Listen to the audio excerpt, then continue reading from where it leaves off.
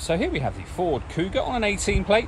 I'm going to start off by showing you inside the boot of the car, and then we'll hop in and run through some controls on the inside of the car from there. The tailgate on this car will open electronically. You can do that from the key or from the tailgate itself.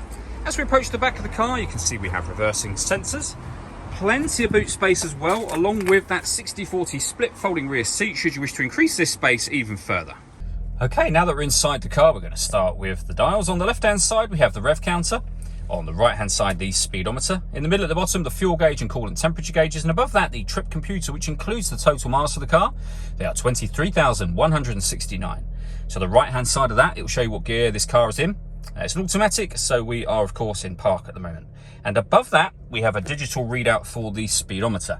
You can change the information that's displayed there for various bits of individual trip computer information, or you can have these 4 pieces of information displayed simultaneously, and then we're back around to the beginning again. And the buttons I was using to do that are just here. Over on the right-hand side, we have stereo and phone controls. And then on the left-hand side, down the bottom here, cruise control and speed limiter. Over in the center, you'll find the main touchscreen for the car. So this is where you can pair your phone. Hit pair phone.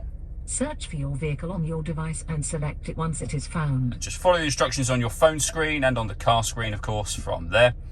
We've also got satellite navigation.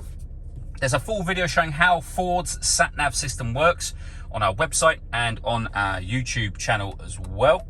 And then in terms of music, we have AM, FM and DAB radio, a CD player, which is just above the stereo unit here, Bluetooth audio, as you can see, and 2 separate USB inputs. So if you plug devices into those, they'll appear up here as further options for you. Below that, with the main volume for the stereo and a few buttons that will access stereo controls directly, should you wish to do it that way.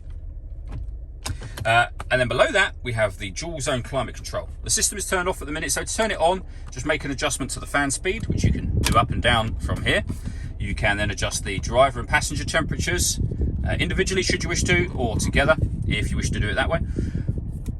You can determine where you'd like the air to be distributed. Once you're happy with those settings, that button will turn your air conditioning on and off again, of course, or hit auto. The car will now maintain those temperatures by taking full control of both the fan speed and direction of the air for you. You can hear it doing that. If you make any manual adjustment, auto will go off. You can put it back on your own settings here. With a heated rear screen, a heated front screen, heated driver's seat with 3 heat settings, and the same for the passenger side. Beneath that, we can open the tailgate from inside the car, and that button turns off the stop and start. This car is designed to cut out when it's stationary in traffic to save you fuel. The system is off when that light shows. We then have the gear lever for the fully automatic gearbox. The last thing I want to talk about is the panoramic glass roof. So there's a button up here, first of all, that will open up the sun blind, which will stop in 2 stages.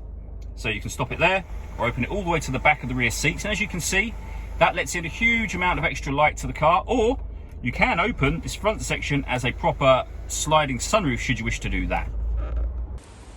All that leaves me to say is thank you for taking the time to watch this video. If you'd like to come and see the car in person and have a test drive, please feel free to call either of our MJA sites. We'd love to hear from you soon.